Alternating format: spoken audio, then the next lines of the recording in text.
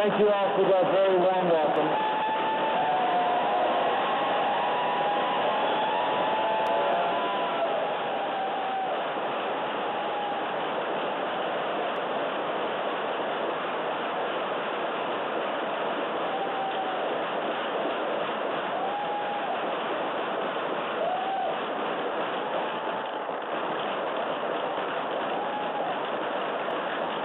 Thank you all.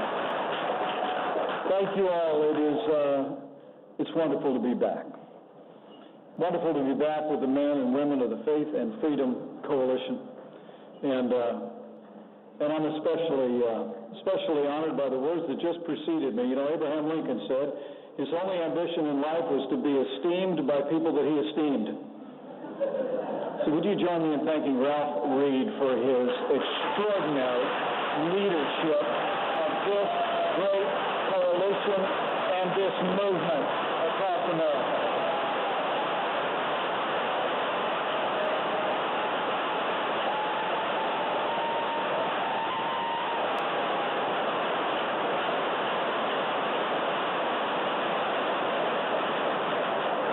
Ralph and I have known each other a long time, all the way back when we both had dark hair. Ralph knows me well enough to know that I'm humbled by his words, but the introduction I prefer is a little bit shorter. I'm a Christian, a conservative, and a Republican in that order. It's my great honor to be with you tonight. And to be among so many people to make such a difference in pulpits around the land and in public service and leading organizations that represent our values. But I'm also honored to be joined tonight by some of my real heroes, like Senator James Lankford from the great state of Oklahoma.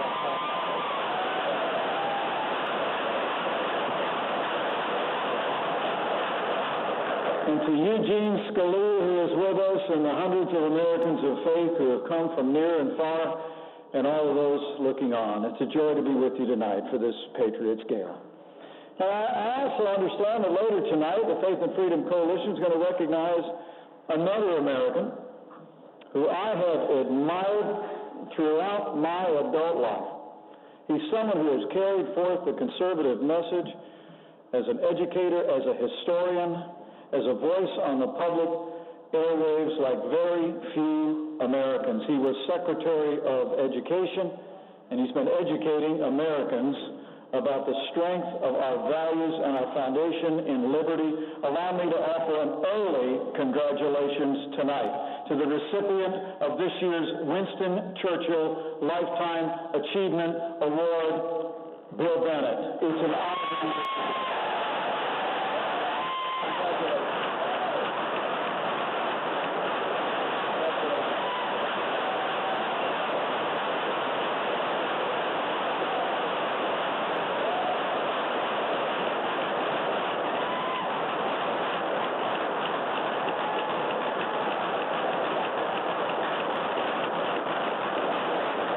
So well deserved. Congratulations, Bill.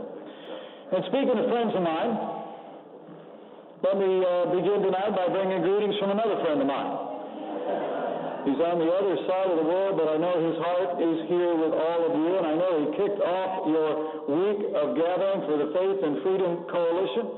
So allow me to bring greetings from the 45th President of the United States of America, President Donald Trump.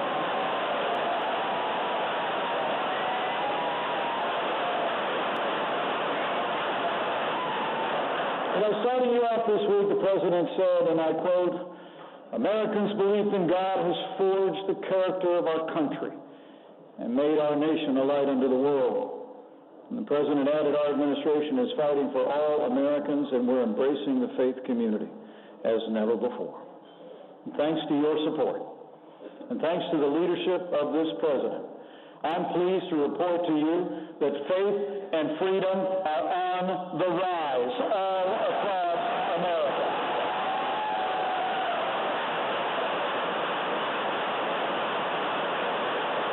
You know, it's the greatest honor of my life to serve as Vice President to a President who gets up every day just to keep the promises that he made to the American people. And he's been standing without apology for faith and freedom every day. I've seen it when the cameras are off. This is a president who's a man of action. But President Donald Trump is a man of his word, and he has kept his word to communities of faith all across America. Now, I think there's only one way you can describe the last 2 years. It's been 2 years of action. It's been 2.5 years of results. It's been 2.5 years of promises made and promises kept. But we're just getting started. I mean, think about it. President Trump promised to revive the American economy by rolling back red tape, unleashing American energy, fighting for fair trade deals, and passing the largest tax cuts and tax reform in American history, and that's exactly what we've done. And the results are remarkable.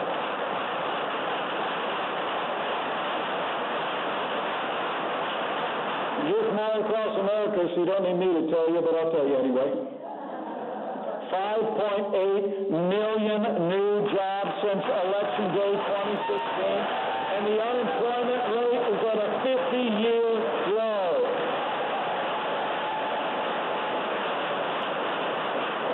Wages are rising at the fastest pace in more than a decade, and probably most meaningful to the president and me. Wages are rising at the fastest pace for working and blue-collar Americans. The forgotten men and women of America are forgotten no more. And the American dream is working again for every American. The unemployment rate for women is at a 60-year low, and it's the lowest unemployment rate ever recorded for African Americans and Hispanic Americans.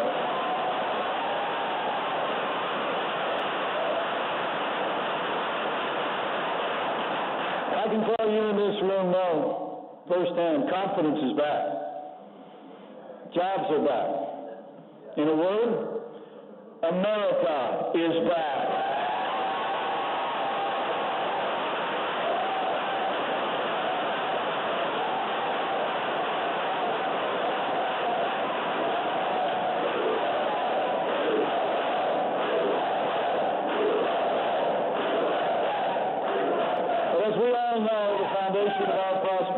Security, and on that count, the president's been busy as well. After years where we saw reckless cutbacks in our military, at a time when we took office, there were literally American military aircraft that were grounded so they could be used as spare parts for other aircraft to keep them in the air. Thanks to this president's leadership and our strong allies in the Congress of the United States, President Trump signed the largest increase in our national defense since the days of Ronald Reagan. We're rebuilding our military. We're restoring the arsenal of democracy, and we are once again giving our soldiers, sailors, airmen, Marines, and Coast Guard the resources and training they deserve.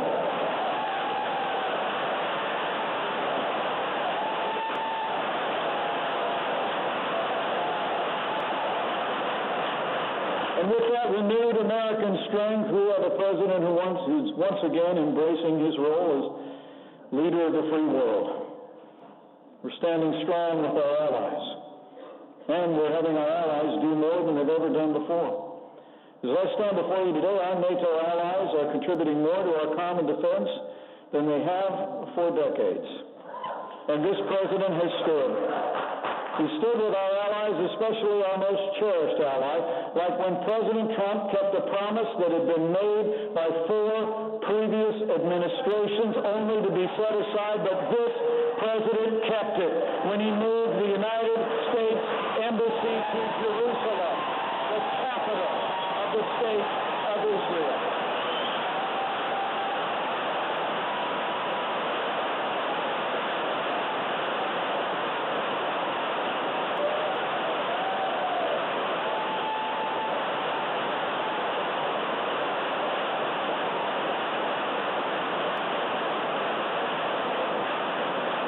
That's what we call promises made and promises kept.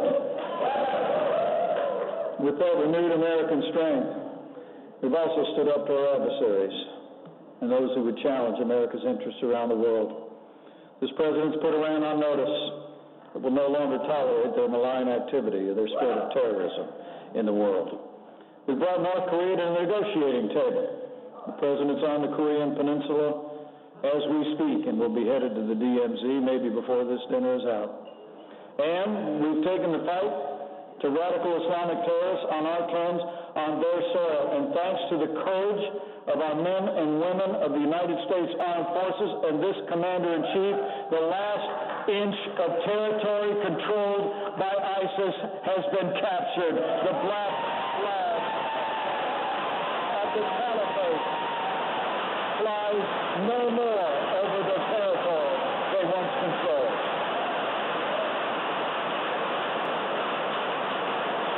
And I'm proud to report in the wake of that military victory, the United States is also, under this president's leadership, helping to rebuild communities across the Mineral Plain that were devastated by the brutality of ISIS.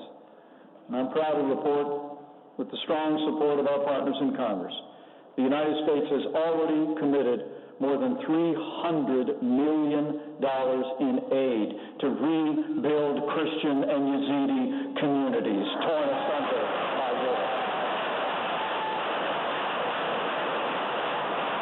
In fact, the United States is also standing strong and calling out religious persecution wherever it takes place, whether it be in Nicaragua, in Russia, Iran, or in the People's Republic of China. And I want to promise you, this administration is going to continue to speak out and stand up for the freedom of conscience and the freedom of religion for people all over the world. We will hold up that high heel.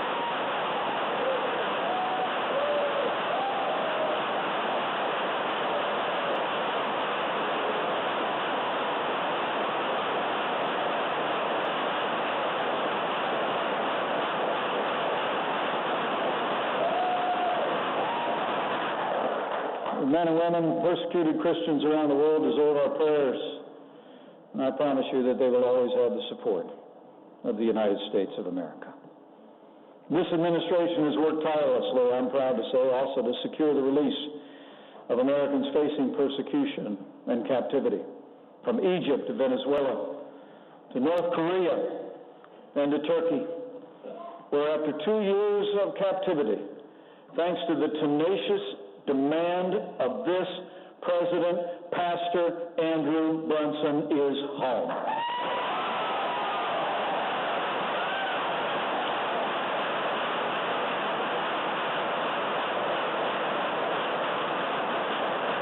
So we stood up for people of faith and our most cherished values on the world stage, but as you all know and have been such a big part, we've also been standing for those values here at home since the very first day of this administration.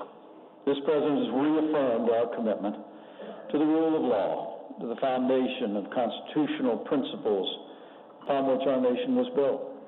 This president has actually appointed more judges to our federal Court of Appeals in the last 2 years than any president in American history, and they are all principled conservatives who will uphold the God-given liberties enshrined in our Constitution, like the freedom of religion, the freedom of speech, and the Second Amendment right to keep and bear arms.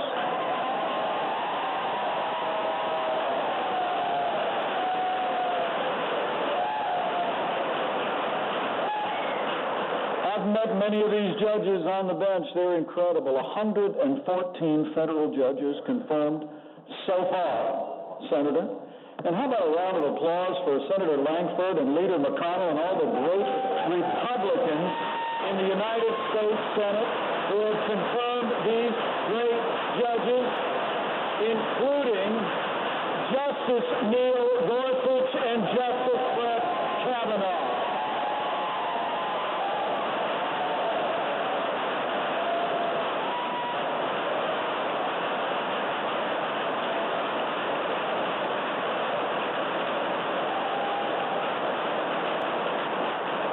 And our administration has also taken action to protect and promote our first freedom, the religious liberty of every American. You know, I probably don't need to tell all of you that we live in a time when it's actually become fashionable to mock religious belief. We see it among media elites, television commentators, and liberal politicians. We remember back in 2016 when they called us deplorable. Recently, our former vice president actually said that Americans who stand for traditional moral values are, in his words, forces of intolerance, including, and I quote, dregs of society. In fact, one senator who also has national aspirations said that our administration's budget director, who happens to be a Bible-believing Christian, is not, as he said, quote, someone who this country is supposed to be about, simply because he was a Christian. Well, I must tell you, the American people cherish the religious freedom and the freedom of conscience of every one of our citizens, and these attacks on people of the Christian faith must stop.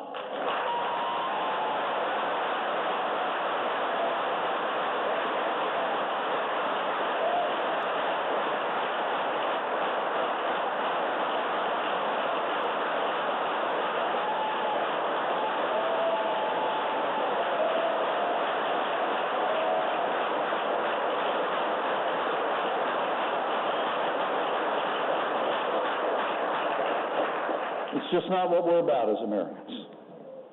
Americans cherish the faith of every person, the freedom of conscience of every person, to believe or not to believe, according to the dictates of their conscience and their traditions.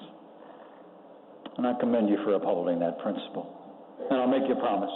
Under this president and this administration, we will always stand with people of faith. We will always defend the freedom of religion of every American, of every faith. So help us God.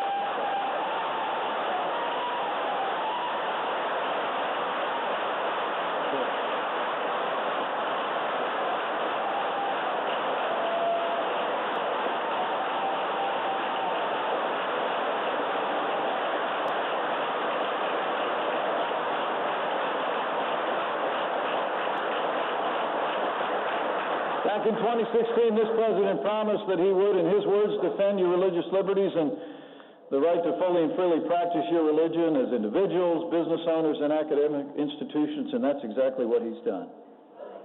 We've taken action to protect the conscience rights of doctors and nurses in this administration. After years of neglect, we restored federal enforcement of our nation's conscience laws, and we ended the last administration's assault on the little sisters of the poor.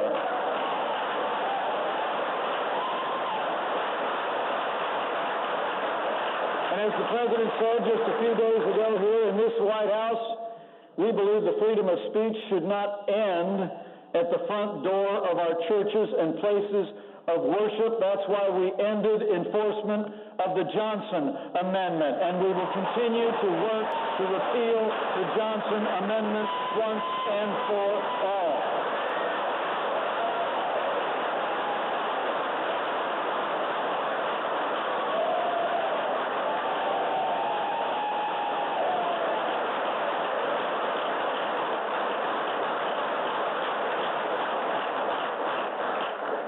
You know, you think about the freedom of speech at the pulpits of this nation. Maybe when Bill Bennett takes to this podium tonight, having written some of the most important histories of the founding of this country, he can tell you how important those pulpits were when we first claimed our freedom in 1776. We've also gone to court to protect the right of religious expression in the public square.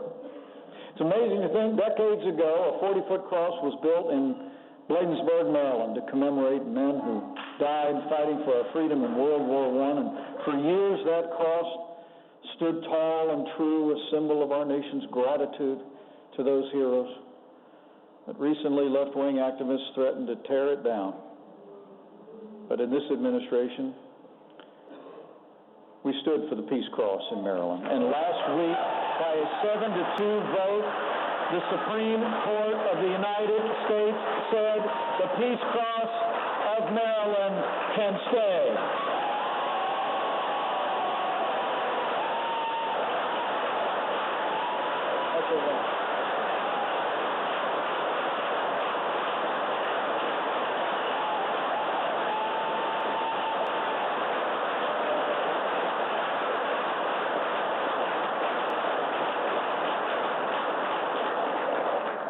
So we've stood for liberty, for the rule of law and the foundation of our constitutional liberties. But let me tell you from the bottom of my heart, I couldn't be more proud to serve as vice president to a president who stands without apology for the sanctity of human life. President Donald Trump is the most pro-life president in American history.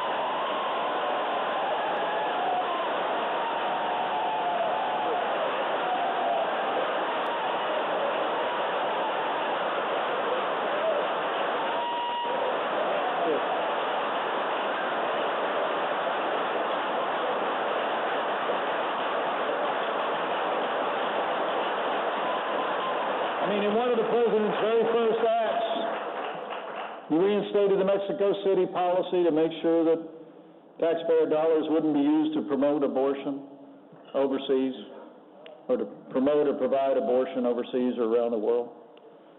And I was honored to cast the tie-breaking vote and to watch the president sign legislation that allowed states across the country to defund Planned Parenthood.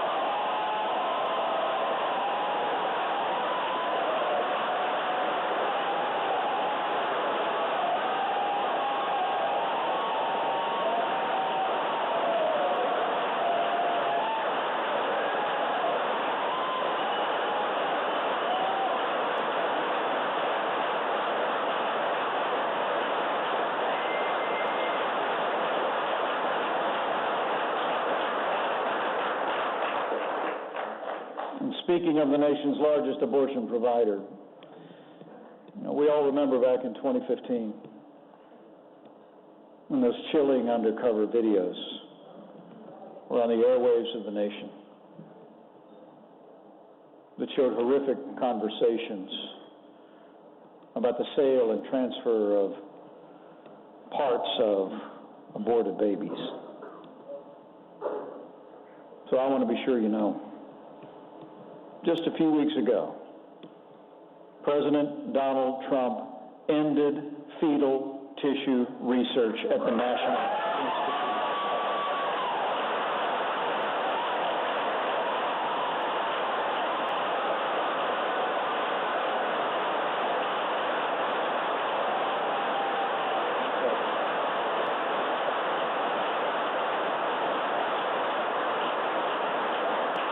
It is remarkable to think at a time when more and more Americans, especially younger Americans, are embracing the sanctity of life, that the party that once said abortion should be safe and legal and rare now supports abortion on demand, even late-term abortion. In state legislatures across the country, Democrats are endorsing late-term abortion. And we all saw where the Democrat governor of Virginia openly defended infanticide. But you should also know that Democrats in the Senate, including every Democrat running for president of the United States, voted against a bill that would prevent newborn babies who survived failed abortions from being killed. It's known as the Born Alive Infants Protection Act. It now seems that there's even a litmus test in the Democratic campaign for president that taxpayer funding must be provided for abortion throughout pregnancy. It wasn't that long ago that we had a bipartisan consensus in the Congress and across the country that we shouldn't take the taxpayer dollars of millions of pro-life Americans and use it to fund a procedure that they find morally objectionable. It was the genius that was enshrined decades ago in the Hyde Amendment, named after the legendary pro-life congressman from Illinois, Henry Hyde. But today, things are different. Even some leading Democrats who supported the Hyde Amendment for decades are now embracing taxpayer funding of abortion at any stage of pregnancy, no exceptions. You know, I've long believed that a society can be judged by how it deals with its most vulnerable, the aged, the infirm, the disabled, and the unborn. And so let me say, with so many Democrats standing for late-term abortion and a culture of death, I promise you, this president, this party, and this movement will always stand for the unalienable right to life.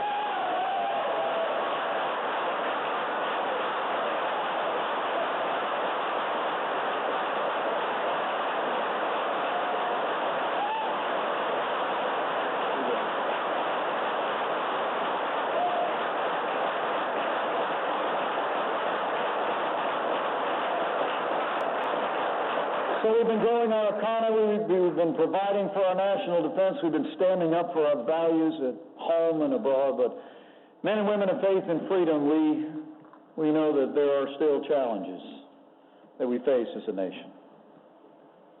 And most poignantly in the hearts and minds of Americans today, there's now a broad national realization of what the President and I have been saying for more than a year. We have a crisis at our southern border. And it's like we've never seen before. We're actually on track this year for nearly 1 million people to come across our southern border to take advantage of loopholes in our laws. And for the first time in history, the majority of them are families that are being enticed by human traffickers who charge them $5,000 a person by most estimates. They're enticed to pay cash to be taken on the long and dangerous journey north to our border. And it's a dangerous journey, fraught with unspeakable violence.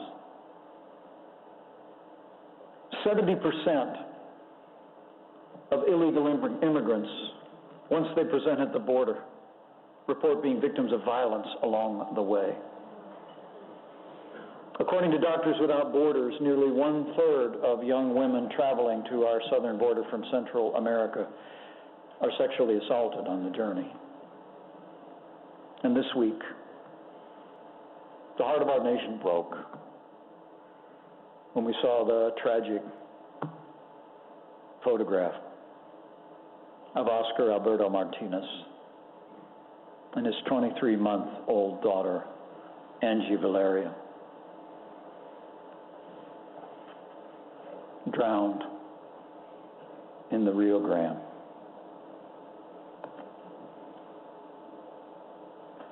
It shocked the conscience of the nation.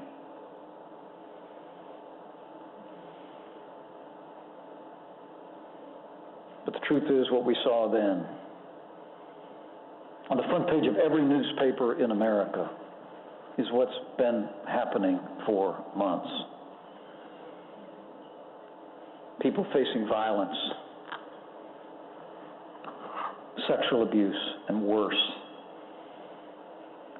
being brought up by people who have no regard for human life, enticing them for their profit to make the dangerous journey north. I saw it firsthand when I was visiting the border. I went to the detention facility, and to see these families literally in numbers that have been overwhelming our system was heartbreaking to me. To think of the way these poor and vulnerable families had been taken advantage of by these cartels and human traffickers was heartbreaking to see. But the American people are realizing we have a crisis on our southern border. That's why President Trump declared a national emergency in January. And I'm proud to report we've already started to build that wall. We'll have 400 miles of wall.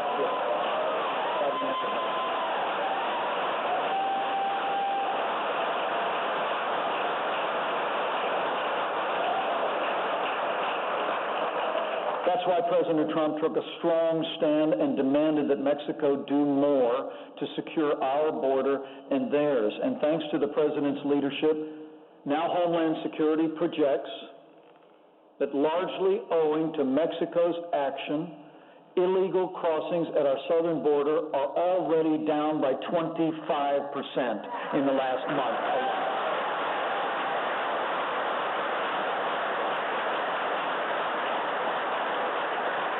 And that's why after 6 months where Democrats denied there was a crisis at our border, they denied additional funding for resources to care for the vulnerable families flowing across our border. They denied additional resources for beds or facilities. President Trump again stood strong, and this week our president negotiated a bipartisan bill that when he signs it on Monday will speed $4.6 billion in humanitarian aid to support the compassionate work of health and human services and our customs and border protection.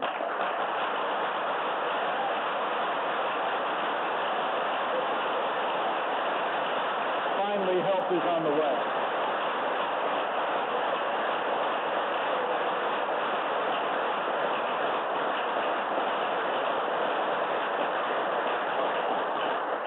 But then we've still got more work to do.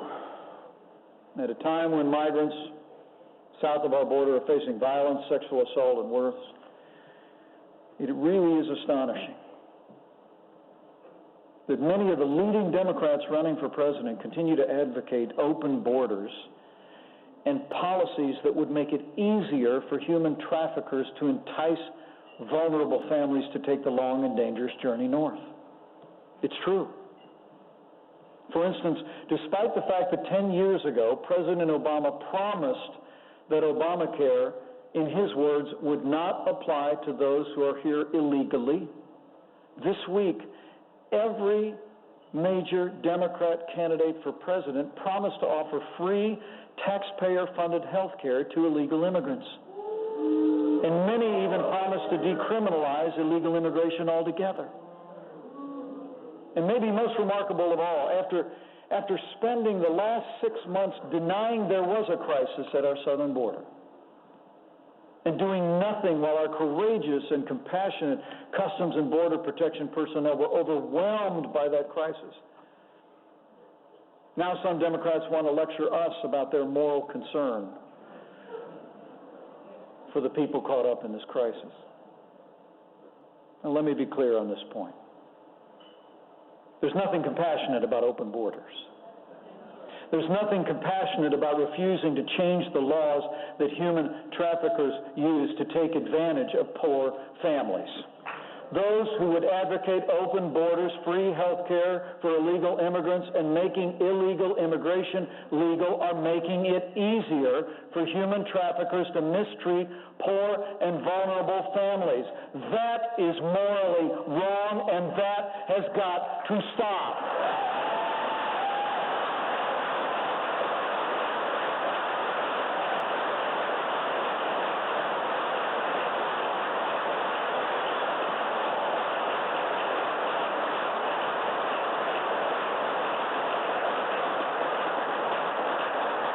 The moral thing to do, and I believe in my heart of hearts the compassionate thing to do, is to secure our border, provide humanitarian support to families that are being exploited by these criminal syndicates, reform our asylum laws, and send a deafening message south of the border that if you want to come to the United States of America, you must come legally or not at all.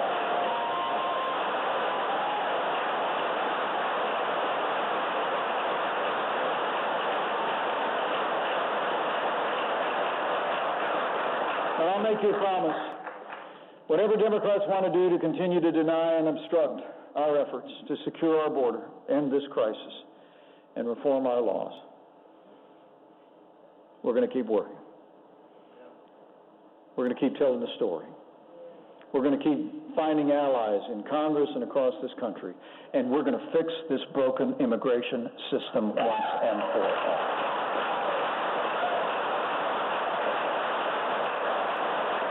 It's amazing to think, in just over 2 years under this president's So, men and women, it's amazing to think, in just over 2 years under this president's leadership on the world stage, freedom is winning. here at home, our values are winning. But to keep on winning, freedom is winning. We've got to keep on fighting. But to keep on winning, we've got to keep on fighting.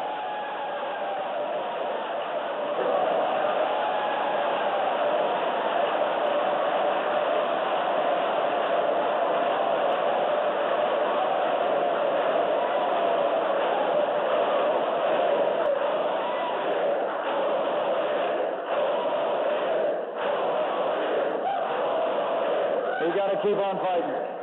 We got to keep on fighting for the values that have made this country great and for the people that are willing to champion them. I'm here to tell you. And chief among them is freedom. Chief among them is freedom. You know, America was founded on a very simple principle, and that idea was liberty. Enshrined on the Liberty Bell itself are some ancient words from Leviticus that read, "Proclaim liberty throughout all the land and unto all the inhabitants thereof." It's amazing to think, though, over our lifetimes, the support for liberty, the defense of liberty, of free market economics, of inalienable rights, has principally, it seems, fallen to our party and our movement. Today, Democrats openly advocate an economic system that has impoverished millions around the world and robbed the liberties of generations. That system is socialism. Earlier this week, we heard leading Democrat candidates for president defend socialism. But I think all of you know, it was freedom, not socialism, that gave us the strongest and most prosperous nation in the history of the world. It was freedom, not socialism, that ended slavery, won 2 world wars, and stands today as a beacon of hope for all the world.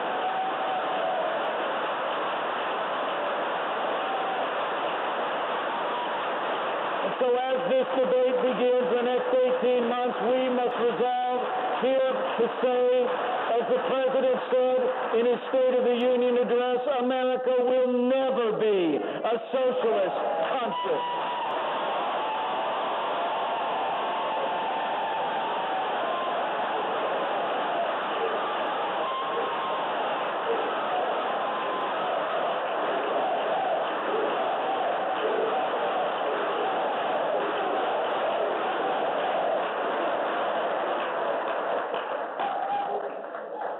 Men and women, the choice in this coming election has never been clearer. The stakes have never been higher. We've made great progress in the last 2.5 years. But now's the time for us to redouble our efforts. Now's the time for us to come alongside the men and women who have been standing up for the values that we cherish, whether that be in state houses or in the Congress, or making sure that President Donald Trump gets 4 more years.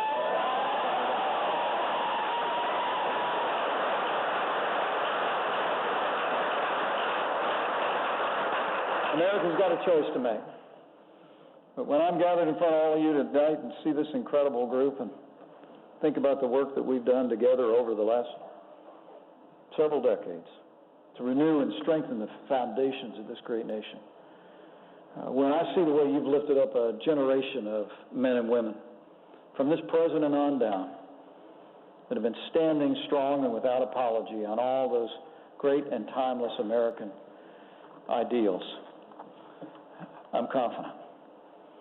I'm confident that we're going to continue to build on the progress that we've made. So I encourage all of you to have faith. You're going to have a great evening tonight, and I want to get out of your way because you're going to hear from some wonderful people and share some great moments. But I want to encourage all of you as we go into this next 18 months have faith. Have faith in the American people. That the progress that we've made is a result of the fact that when we take the timeless ideals of this country to our nation, when we say that America can be strong again, America can be prosperous again, we can build it all on the foundation of faith and freedom upon which our forebears have stood, that the American people will rally to our cause. I truly believe that history shows that every time the American people are given a choice between more freedom and more government, they choose more freedom every single time. So have faith in the American people.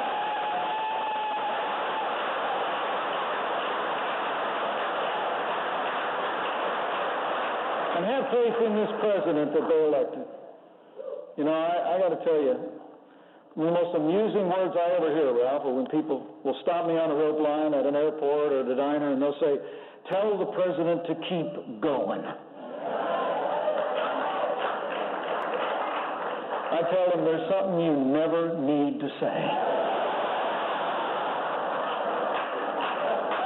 There is no rear view mirror for President Donald Trump. It's all out the windshield.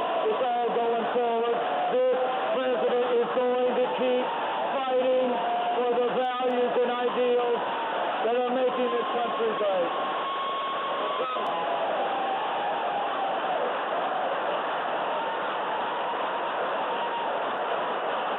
Am I right? I'm right.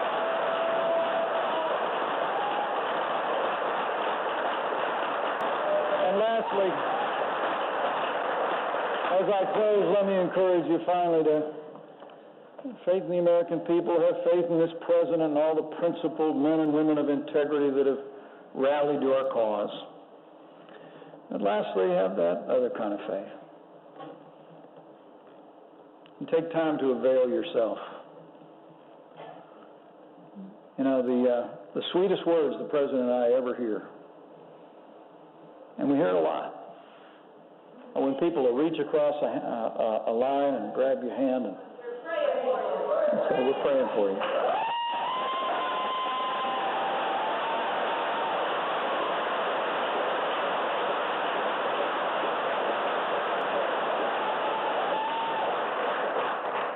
And I can tell you it moves us deeply. So I want to encourage you to avail yourself. To just know that, as the Bible says, that prayer reaches heaven, His holy dwelling place. That the effective and fervent prayer of a righteous people availeth much. And as we think in these divided times in this country, about how we heal the division that seems so evident in so many issues, I think I just know that you in this room know that the wellspring of our national unity has been in our ideals and it's been in our faith. And that if His people, who are called by His name, will humble themselves and pray, He'll do like He's always done through the long and storied history of this country. He'll hear from heaven and He'll heal this land. It's one nation, under God, indivisible, with liberty and justice for all. So pray for America. Pray for all of the American people.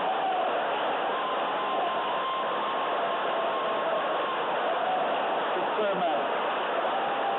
And it'll make a difference.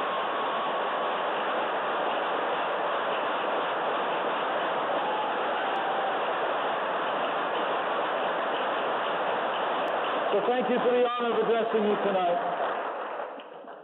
Thank you for the encouragement that you've given us.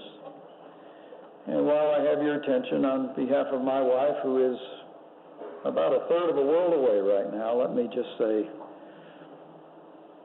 thank you for the great privilege of being your vice president. It is the greatest.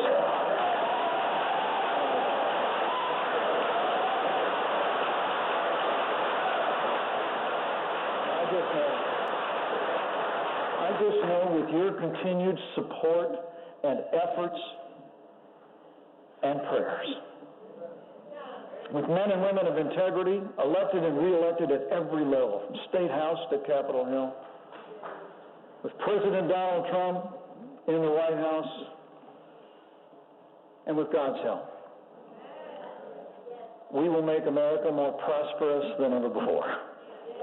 We will make America safer than ever before. And to borrow a phrase, we will make America great again. Thank you all very much.